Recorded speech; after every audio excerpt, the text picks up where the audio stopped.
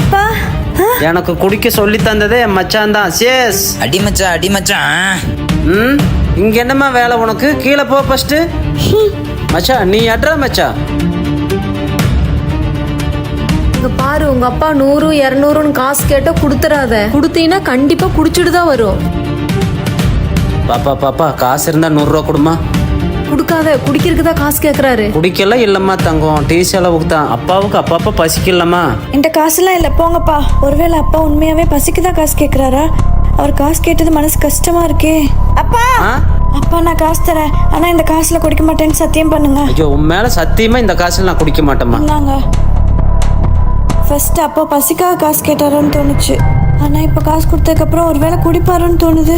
அம்மா நான் வந்துட்டேன். உங்க அப்பாவுக்கு கையில காசு கொடுத்தியா? ஆமா, ஏன் குடிச்சிட்டாரா? அம்மாடி, நீ கொடுத்த காசுல போய் நான் கயிறு கட்டிட்டு வந்துட்டேன். இனிமேல் குடிக்க மாட்டேன். என் பொண்ணு மேல சத்தியம் பண்ணிட்டு நானே குடிப்பேனாமா?